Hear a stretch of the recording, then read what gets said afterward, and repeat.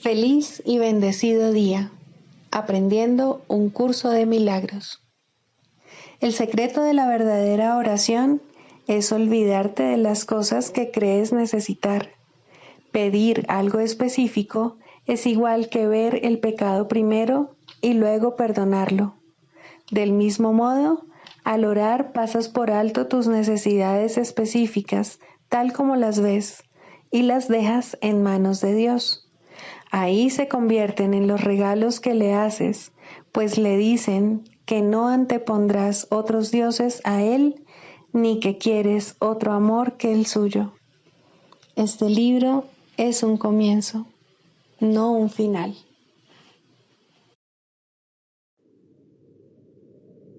Del prefacio que postula, párrafo 9. La percepción es una función del cuerpo y por lo tanto supone una limitación de la conciencia. La percepción ve a través de los ojos del cuerpo y oye a través de sus oídos. Produce las limitadas reacciones que éste tiene. El cuerpo aparenta ser, en gran medida, automotivado e independiente, mas en realidad solo responde a las intenciones de la mente. Si la mente lo utiliza para atacar, sea de la forma que sea, el cuerpo se convierte en la víctima de la enfermedad, la vejez y la decrepitud. Si la mente, en cambio, acepta el propósito del Espíritu Santo, el cuerpo se convierte en un medio eficaz de comunicación con otros, invulnerable mientras se le necesite, que luego sencillamente se descarta cuando deja de ser necesario. De por sí, el cuerpo es neutro, como lo es todo en el mundo de la percepción. Utilizarlo para los objetivos del ego o para los del Espíritu Santo depende enteramente de lo que la mente elija. Introducción. Este es un curso de milagros. Es un curso obligatorio. Solo el momento en que decides tomarlo es voluntario.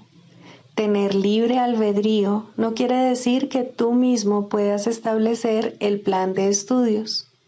Significa únicamente que puedes elegir lo que quieres aprender en cualquier momento dado.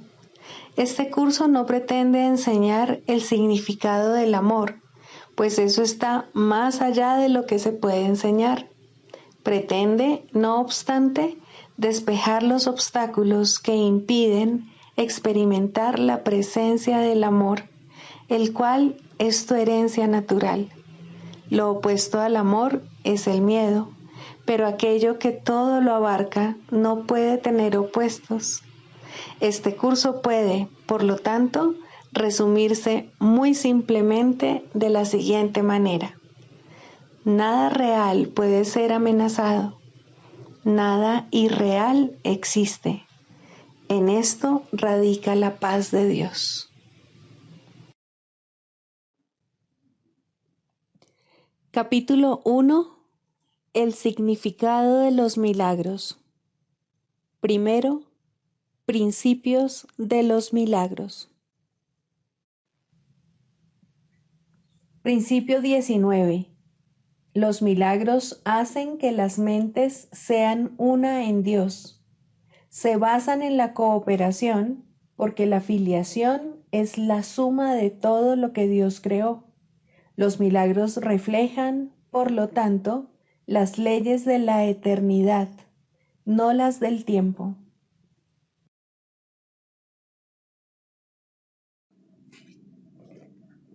Capítulo 14. Las enseñanzas en favor de la verdad. 10. La igualdad de los milagros. Cuando ninguna percepción se interponga entre Dios y sus creaciones, o entre sus hijos y las suyas, el conocimiento de la creación no podrá sino continuar eternamente. Los reflejos que aceptas en el espejo de tu mente mientras estás en el tiempo, o bien te acercan a la eternidad, o bien te alejan de ella. Pero la eternidad en sí está más allá del tiempo. Salte del tiempo y con la ayuda del reflejo de la eternidad en ti, extiéndete y tócala. Y pasarás del tiempo a la santidad tan inevitablemente como el reflejo de la santidad exhorta a todos a dejar a un lado la culpabilidad. Sé un reflejo de la paz del cielo aquí y lleva este mundo al cielo, pues el reflejo de la verdad atrae a todo el mundo a esta, y a medida que todos entran en ella, dejan atrás todos los reflejos. En el cielo la realidad no se refleja, sino que se comparte. Al compartir su reflejo aquí, su verdad se vuelve la única percepción que el Hijo de Dios acepta. De este modo, aflora en él el recuerdo de su Padre, y a partir de ese momento nada más puede satisfacerle, excepto su propia realidad. Vosotros en la tierra no tenéis idea de lo que significa no tener límites, pues el mundo en el que aparentemente vivís es un mundo de límites. No es cierto que en este mundo pueda ocurrir algo que no conlleve grados de dificultad. El milagro, por lo tanto, tiene una función única, y lo inspira un maestro único que trae las leyes de otro mundo a este. Obrar milagros es lo único que puedes hacer que trasciende la idea de grados de dificultad, pues los milagros no están basados en diferencias, sino en igualdad. Los milagros no compiten entre sí, y el número de milagros que puedes obrar es ilimitado. Pueden ser legión y a la vez simultáneos. Esto no es difícil de entender una vez que concibes que son posibles. Lo que más cuesta entender es que la falta de grados de dificultad que caracteriza al milagro es algo que tiene que proceder de otra parte y no de aquí. Desde el punto de vista del mundo, eso es imposible. Tal vez te hayas dado cuenta de que tus pensamientos no compiten entre sí y de que, aunque estén en conflicto entre sí, pueden ocurrir simultáneamente y con gran profusión. Puedes ciertamente estar tan acostumbrado a eso que ya apenas te sorprenda. No obstante, estás acostumbrado también a clasificar algunos de tus pensamientos como más importantes o mejores que otros, como más sabios, productivos o valiosos. Esto es cierto con respecto a los pensamientos que se les ocurren a los que creen vivir separados, pues algunos pensamientos son reflejos del cielo, mientras que otros los suscita el ego, el cual tan solo aparenta pensar. El resultado de todo esto es un patrón zigzagueante y variable que nunca descansa y jamás se detiene. Se mueve incesantemente por todo el espejo de tu mente y los reflejos del cielo aparecen fugazmente para luego desvanecerse a medida que la obscuridad los envuelve. Allí donde había luz, la obscuridad la elimina en un instante, dando lugar a que patrones que alternan entre la luz y la obscuridad atraviesen tu mente sin tregua. La poca cordura que aún te queda permanece ahí gracias a un sentido de orden que tú mismo estableces.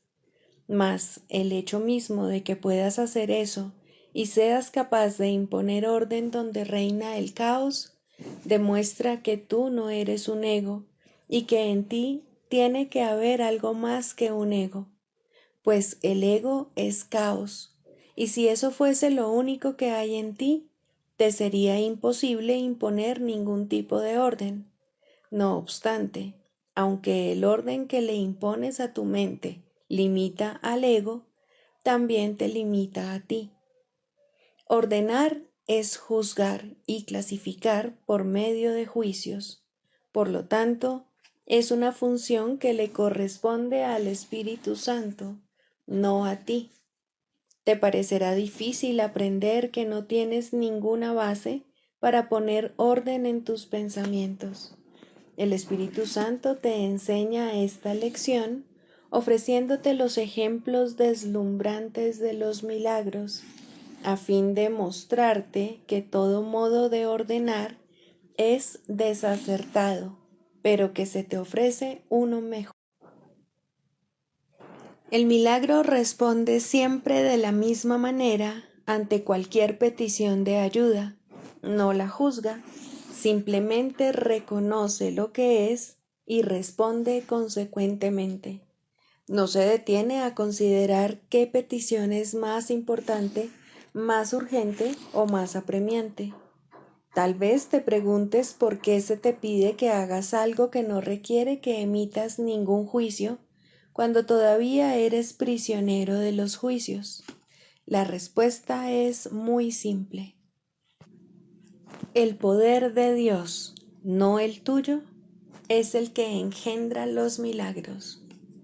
El milagro en sí no hace sino dar testimonio de que el poder de Dios se encuentra dentro de ti. Esa es la razón de que el milagro bendiga por igual a todos los que de alguna manera son partícipes de él, y esa es también la razón de que todos sean partícipes en él. El poder de Dios es ilimitado, y al ser siempre máximo, ofrece todo a cualquiera que se lo pida. No hay grados de dificultad en esto. A una petición de ayuda se le presta ayuda. El único juicio involucrado en esto es que el Espíritu Santo divide la petición en dos categorías, una en la que se extiende amor y otra en la que se pide amor. Tú no puedes hacer esta división por tu cuenta sin riesgos, pues estás demasiado confundido como para poder reconocer el amor o para creer que cualquier otra cosa no es sino una petición de amor. Estás demasiado aferrado a la forma y no al contenido. Lo que consideras el contenido no es el contenido en absoluto, es simplemente la forma y nada más que la forma, pues no respondes a lo que un hermano realmente te ofrece, sino solo a la percepción particular que tienes de su ofrecimiento, tal como el ego lo juzga. El ego es incapaz de entender lo que es el contenido y no se interesa en él en absoluto. Para el ego, si la forma es aceptable, el contenido lo es también. De otro modo, atacará la forma. Si crees que entiendes algo de la dinámica del ego, déjame asegurarte que no entiendes nada, pues por tu cuenta no podrías entenderla. El estudio del ego no es un estudio de la mente. De hecho, al ego le encanta estudiarse a sí mismo y aprueba sin reservas los esfuerzos que, para analizarlo, llevan a cabo los que lo estudian, quienes de este modo demuestran su importancia. Lo único que estudian, no obstante, son formas desprovistas de todo contenido significativo. Su maestro no tiene sentido, aunque les oculta este hecho con gran celo, tras palabras que parecen ser muy elocuentes, pero que cuando se enlazan, revelan su falta de coherencia. Esto es típico de los juegos del ego. Por separado parecen ser coherentes, pero enlázalos y el sistema de pensamiento que resulta de ese enlace es incoherente y totalmente caótico. pues la forma no es suficiente para impartirle significado y la falta de contenido subyacente impide la viabilidad de un sistema de pensamiento cohesivo. La separación sigue siendo, por lo tanto, la condición que el ego siempre elegirá, pues, por su cuenta, nadie puede juzgar al ego correctamente. Sin embargo, cuando dos o más se unen para ir en busca de la verdad, el ego ya no puede defender por más tiempo su falta de contenido. El hecho de que puedan unirse les indica que el sistema de pensamiento del ego es falso. Es imposible recordar a Dios en secreto y a solas, pues recordarle significa que no estás solo y que estás dispuesto a recordar este hecho. No pienses acerca de ti, pues ninguno de los pensamientos que albergas es tuyo únicamente. Si quieres recordar a tu Padre, deja que el Espíritu Santo ponga orden en tus pensamientos y te dé la única respuesta con la que Él responde. Todo el mundo anda en busca de amor, al igual que tú, pero no pueden saberlo a menos que se unan a ti en esa búsqueda. Si emprendéis la búsqueda juntos, la luz que os acompañará será tan poderosa que impartirá significado a todo lo que veáis. La jornada que se hace en solitario está destinada al fracaso porque ha excluido lo que quiere encontrar. De la misma manera en que Dios se comunica con el Espíritu Santo en ti, de igual modo el Espíritu Santo te traduce su comunicación a través de ti para que puedas entenderla. Ninguna comunicación de Dios es secreta, pues todo lo que es suyo está al descubierto y es completamente accesible a todos, puesto que es para todos. Nada puede vivir en secreto y lo que tú consideras ocultarle al Espíritu Santo no existe. Ninguna interpretación que hagas de un hermano tiene sentido. Deja que el Espíritu Santo te muestre a tu hermano y te enseñe tanto su amor como sus peticiones de amor. Ni tu mente ni la de tu hermano albergan otros órdenes de pensamiento que no sean estos dos. El milagro es el reconocimiento de que esto es verdad. Allí donde hay amor, tu hermano no puede sino ofrecértelo por razón de lo que el amor es.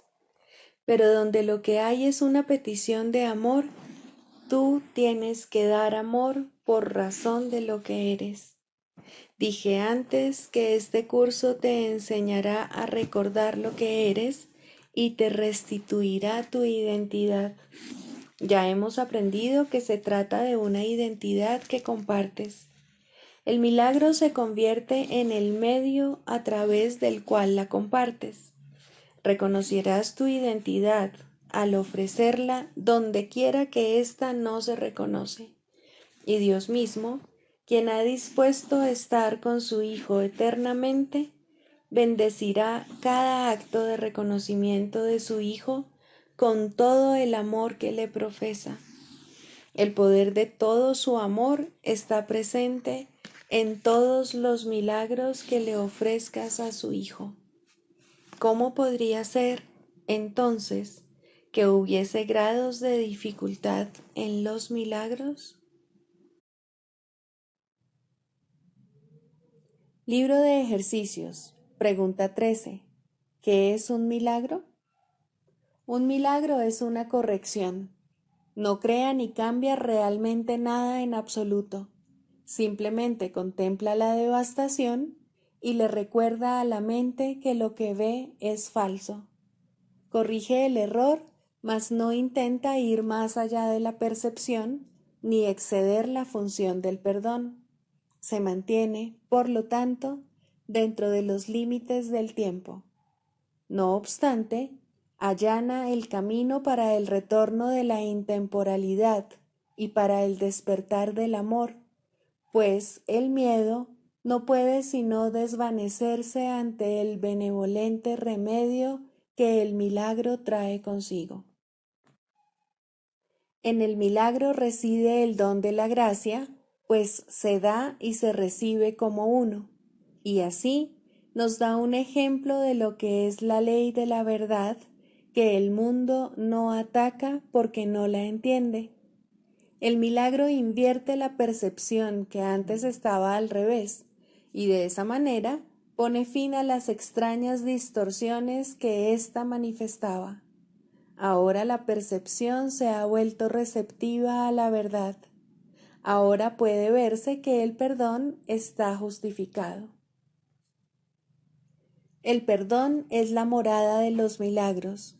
Los ojos de Cristo se los ofrecen a todos los que Él contempla con misericordia y con amor. La percepción queda corregida ante su vista y aquello cuyo propósito era maldecir, tiene ahora el de bendecir. Cada azucena de perdón le ofrece al mundo el silencioso milagro del amor, y cada una de ellas se deposita ante la palabra de Dios en el altar universal al Creador y a la creación, a la luz de la perfecta pureza y de la dicha infinita. Al principio, el milagro se acepta mediante la fe, porque pedirlo implica que la mente está ahora lista para concebir aquello que no puede ver ni entender. No obstante, la fe convocará a sus testigos para demostrar que aquello en lo que se basa realmente existe.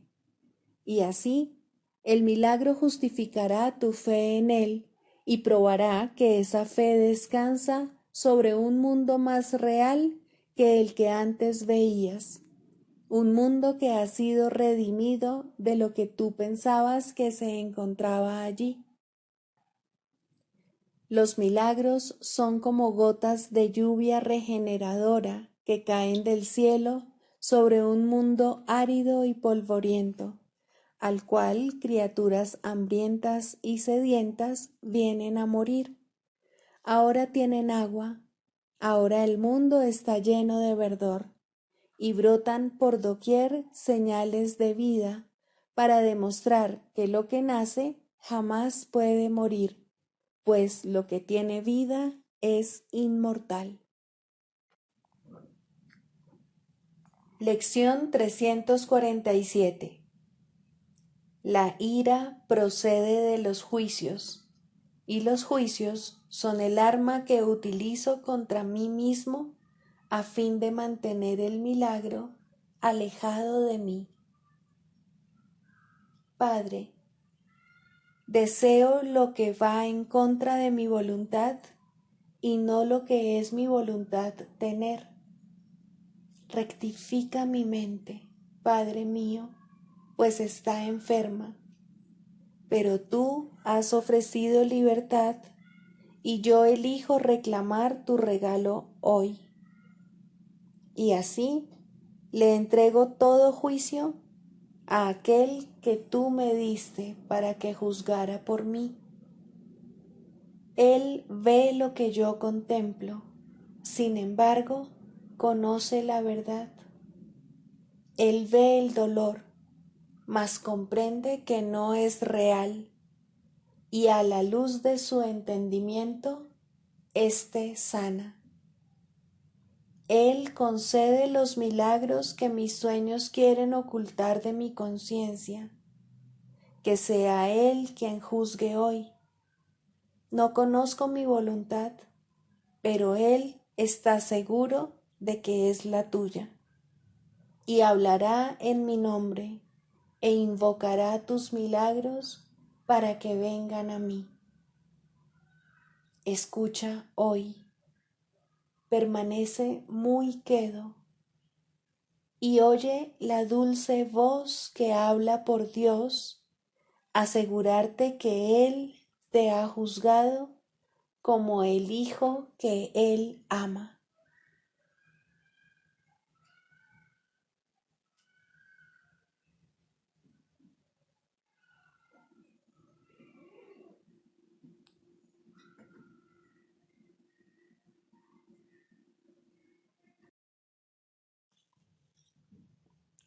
Del manual para el maestro, pregunta 4.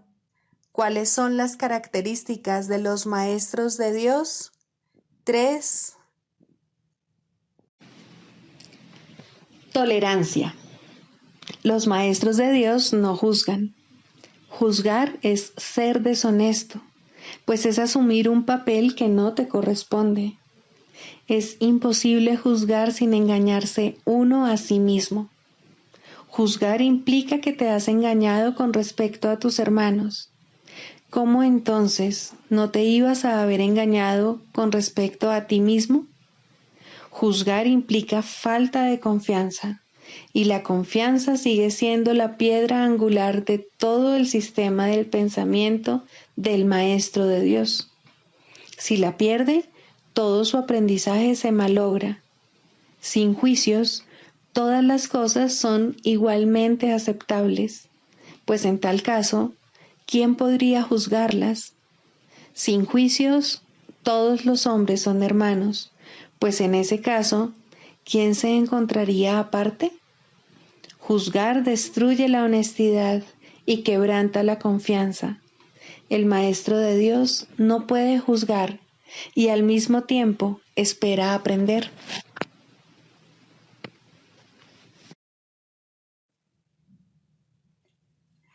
Manual para el Maestro. 13. ¿Cuál es el verdadero significado del sacrificio? Aunque en la realidad el término sacrificio no tiene absolutamente ningún significado, en el mundo sí que lo tiene. Al igual que todas las cosas del mundo, su significado es temporal, y una vez que deje de haber necesidad de él, se disolverá finalmente en la nada de donde provino. De momento, su verdadero significado es una lección que tienes que aprender. Al igual que todas las demás lecciones, es una ilusión, puesto que en realidad no hay nada que aprender. Esta ilusión, no obstante, debe ser reemplazada por un mecanismo correctivo, otra ilusión que reemplace a la primera para que ambas puedan finalmente desaparecer. La primera ilusión que debe ser desplazada antes de que otro sistema de pensamiento pueda arraigarse es que abandonar las cosas de este mundo supone un sacrificio. ¿Qué podría ser esto sino una ilusión, dado que el mundo en sí no es más que una ilusión? Se tiene que haber aprendido mucho, tanto para darse cuenta de que el mundo no tiene nada que ofrecer, como para aceptar este hecho. ¿Qué puede significar el sacrificio de lo que no es nada? No puede significar que como resultado de ello tengas menos. De acuerdo con el pensar del mundo, no hay sacrificio que no incluya al cuerpo. Piensa por un momento en aquello a lo que el mundo llama sacrificio. El poder, la fama, el dinero, los placeres físicos. ¿Quién es el héroe que posee todas estas cosas? ¿Qué significado podrían tener excepto para un cuerpo? Mas un cuerpo no puede evaluar. Al ir en pos de tales cosas, la mente se identifica con el cuerpo, negando su identidad y perdiendo de vista lo que realmente es. Una vez que se ha producido esta confusión, a la mente le resulta imposible entender que todos los placeres del mundo no son nada, pero el sacrificio que estos conllevan, eso sí que es un sacrificio, pues ahora la mente se ha condenado a sí misma a buscar sin la posibilidad de hallar nada, a estar insatisfecha y descontenta para siempre y a no saber lo que realmente quiere hallar. ¿Quién podría escapar de esta autocondenación? Solo a través de la palabra de Dios es posible escapar, pues la autocondenación es una decisión acerca de nuestra identidad y nadie duda de lo que cree ser. Podrá dudar de todo, pero nunca de eso. Los maestros de Dios no sienten ningún pesar al renunciar a los placeres del mundo. ¿Cómo podría ser un sacrificio renunciar al dolor? ¿Lamentan acaso los adultos abandonar los juguetes que tenían de niños? ¿Y el que ha vislumbrado la faz de Cristo podría sentir nostalgia por lo que ocurre en un matadero? Nadie que se haya escapado del mundo y de todos sus males lo contempla con condenación. No obstante, no puede sino alegrarse de estar libre del sacrificio que todas las cosas que el mundo valora le habrían exigido.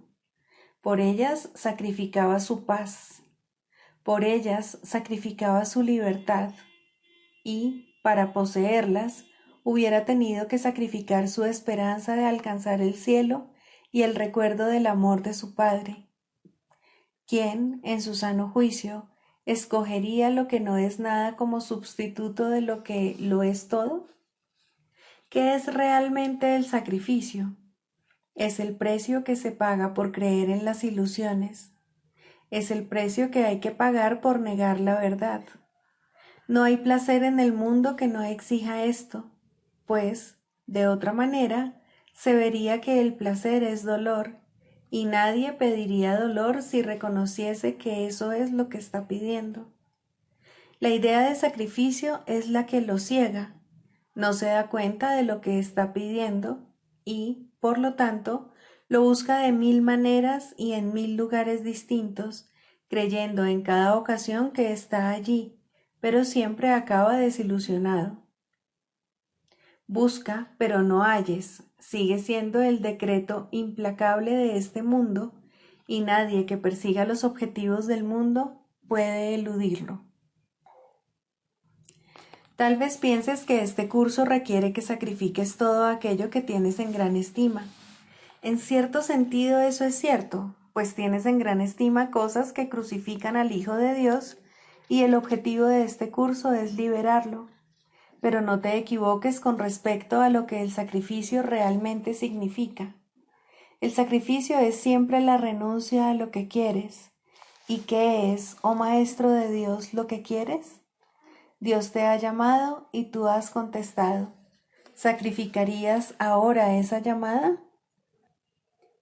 Son muy pocos los que la han oído hasta ahora y no pueden sino recurrir a ti.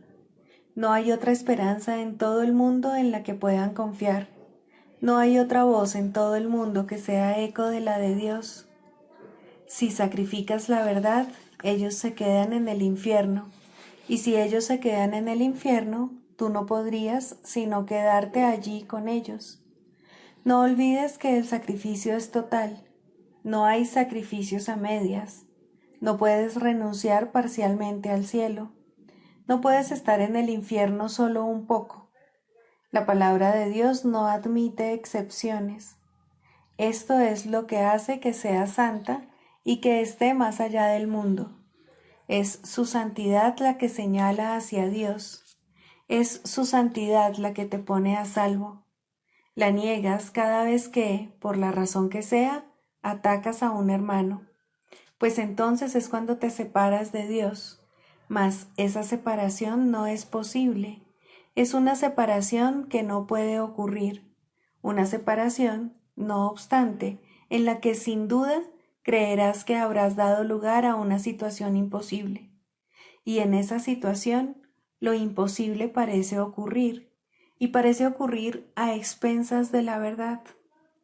Maestro de Dios, no te olvides de lo que realmente es el sacrificio, y recuerda lo que cada decisión que tomas significa en función de su costo.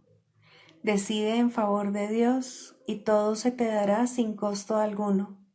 Decide contra Él y escoges lo que no es nada a costa de la conciencia de lo que es todo. ¿Qué quieres enseñar? Recuerda solamente lo que quieres aprender, pues eso es lo único que debe importarte. La expiación es para ti. Tu aprendizaje la reivindica y tu aprendizaje la provee. El mundo no te la ofrece, pero aprende este curso y será tuya.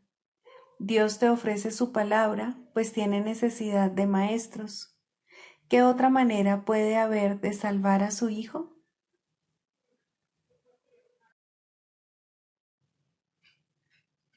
Clarificación de términos. El perdón, la faz de Cristo. El perdón es el medio que nos lleva a Dios y que nos permite alcanzarle, mas es algo ajeno a Él. Es imposible concebir que algo creado por Él pueda necesitar perdón. El perdón, entonces, es una ilusión, pero debido a su propósito, que es el del Espíritu Santo, hay algo en ella que hace que sea diferente. A diferencia de las demás ilusiones, nos aleja del error en vez de acercarnos a él. Al perdón podría considerársele una clase de ficción feliz, una manera en la que los que no saben pueden salvar la brecha entre su percepción y la verdad. No pueden pasar directamente de la percepción al conocimiento, porque no creen que esa sea su voluntad. Esto hace que Dios parezca ser un enemigo en lugar de lo que realmente es, y es precisamente esta percepción de mente la que hace que no estén dispuestos a simplemente ascender y retornar a Él en paz. Y de este modo necesitan una ilusión de ayuda, porque se encuentran desvalidos, un pensamiento de paz porque están en conflicto. Dios sabe lo que su Hijo necesita antes de que Él se lo pida. Dios no se ocupa en absoluto de la forma, pero al haber otorgado el contenido, su voluntad es que se comprenda, y eso basta. Las formas se adaptan a las necesidades, pero el contenido es inmutable, tan eterno como su creador. Antes de que el recuerdo de Dios pueda retornar, es necesario ver la faz de Cristo. La razón es obvia. Para ver la faz de Cristo se requiere percepción. El conocimiento no es algo que se pueda ver, pero la faz de Cristo es el gran símbolo del perdón. Es la salvación. Es el símbolo del mundo real. El que la ve deja de ver el mundo. Está tan cerca ya del umbral del cielo como es posible estar mientras aún esté afuera. Mas desde ahí, un paso más basta para entrar. Es el paso final, y ese se lo dejamos a Dios. El perdón es un símbolo también, pero en cuanto que símbolo exclusivo de la voluntad del Padre, no puede ser dividido. Y así, la unidad que refleja se convierte en su voluntad. Eso es lo único que aún está en el mundo en parte y que, al mismo tiempo, es el puente que conduce al cielo. La voluntad de Dios es lo único que existe. Lo único que podemos hacer es pasar de la nada al todo, del infierno al cielo. ¿Es esto una jornada? No, en verdad no lo es, pues la verdad no va a ninguna parte. Pero las ilusiones cambian según el lugar o la época. El paso final no es más que otro cambio. Por ser una percepción, es en parte irreal. Sin embargo, esa parte desaparecerá. Lo que entonces quedará será la paz eterna y la voluntad de Dios. Ahora ya no hay deseos, pues los deseos cambian. Incluso lo que una vez se deseó puede volverse indeseable. Esto es así porque el ego jamás puede estar en paz, pero la voluntad es constante por ser el don de Dios, y lo que Él da es siempre como Él mismo. Este es el propósito de la faz de Cristo. Es el regalo de Dios para la salvación de su Hijo. Contempla únicamente esto y habrás sido perdonado. Cuán hermoso se vuelve el mundo en ese instante en el que ves la verdad acerca de ti mismo reflejada en él. Ahora estás libre de pecado y contemplas tu impecabilidad. Ahora eres santo y así lo percibes. Y ahora la mente retorna a su Creador, la unión de Padre e Hijo, la unidad de unidades que se encuentra detrás de toda unión, aunque más allá de todas ellas. No se ve a Dios, sino que únicamente se le comprende. No se ataca a su Hijo, sino que se le reconoce.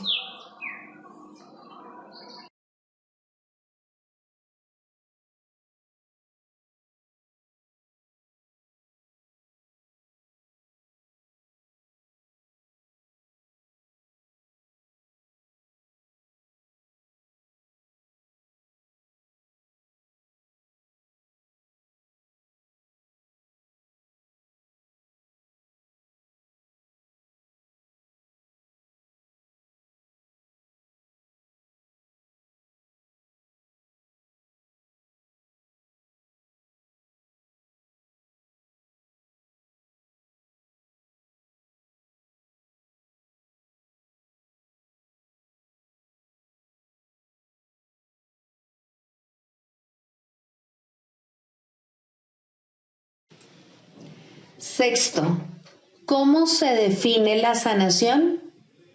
El proceso de la psicoterapia, pues, se puede definir simplemente como perdón, pues no hay sanación que pueda ser otra cosa. Los que no perdonan están enfermos, pues creen que ellos no han sido perdonados. El asirse a la culpa, el abrazarla estrechamente y cuidarla, el protegerla con amor y el mantener en alerta su defensa, todo esto no es otra cosa que una implacable negativa a perdonar. Dios no puede entrar aquí, repiten los enfermos una y otra vez mientras lamentan su pérdida y, sin embargo, se regocijan en ella. La sanación ocurre a medida que un paciente comienza a escuchar el canto fúnebre que entona y a cuestionar su validez.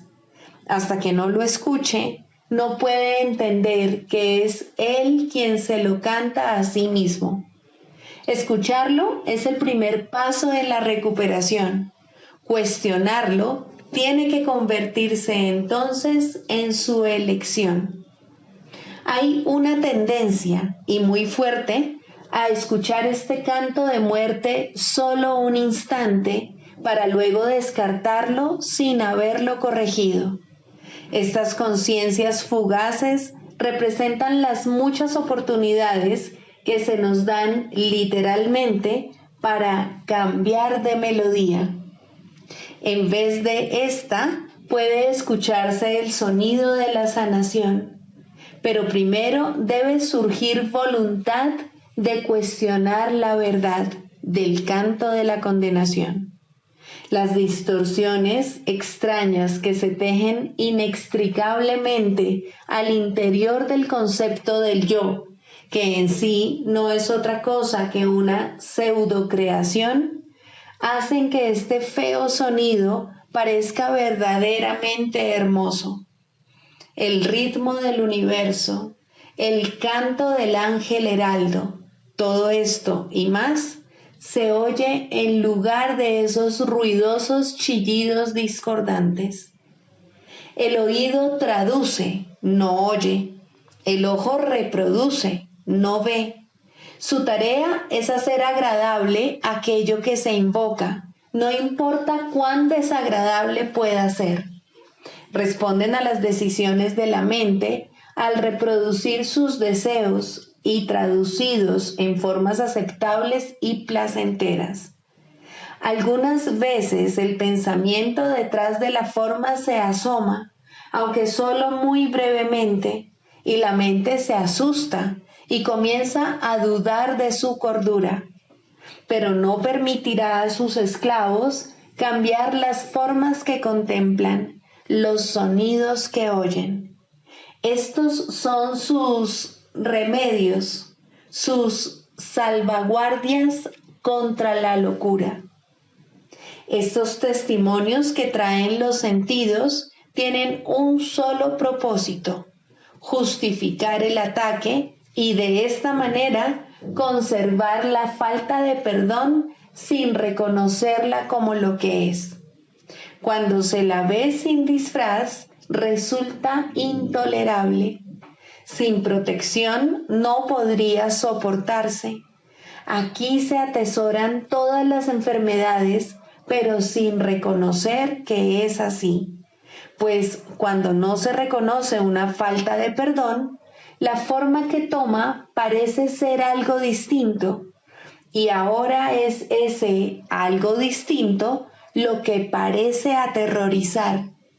Pero no es el algo distinto lo que se puede sanar. No está enfermo y no necesita remedio. Concentrar tus esfuerzos sanadores aquí no es más que futilidad. ¿Quién puede sanar lo que no está enfermo y aliviado? La enfermedad toma muchas formas y lo mismo hace la falta de perdón. Las formas de una solo reproducen las formas de la otra, pues son la misma ilusión. Tan fielmente la una se traduce en la otra que un estudio cuidadoso de la forma de una enfermedad revelará con bastante claridad la forma de falta de perdón que representa. Sin embargo, ver esto no efectuará una sanación. Eso se logra mediante un solo reconocimiento, que solo el perdón sana una falta de perdón, y solo una falta de perdón puede ser el origen de cualquier clase de enfermedad. Esta comprensión es la meta final de la psicoterapia. ¿Cómo se alcanza?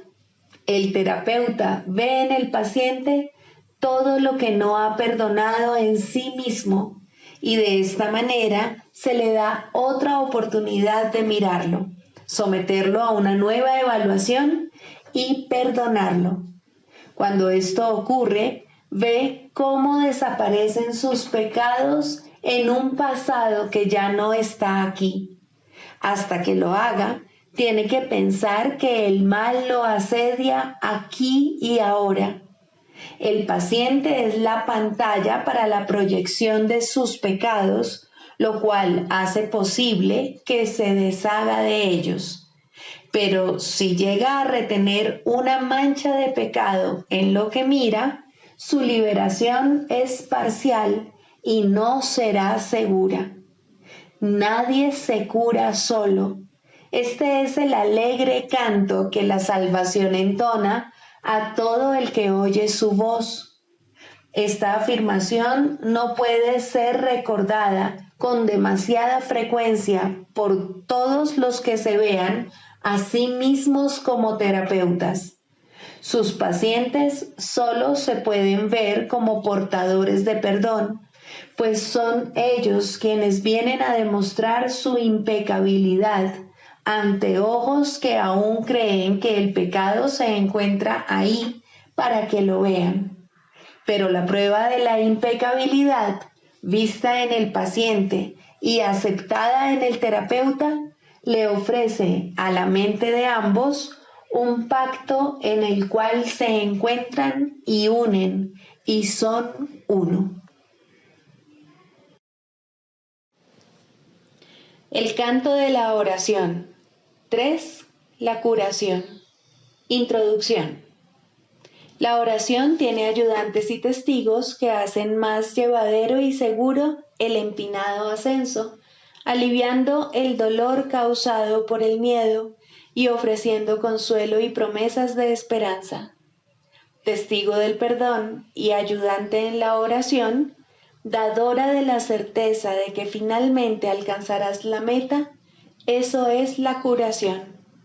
Su importancia no debe enfatizarse demasiado, pues la curación es una señal o símbolo de la fuerza del perdón y tan solo un efecto o sombra de un cambio de parecer con respecto a la meta de la oración.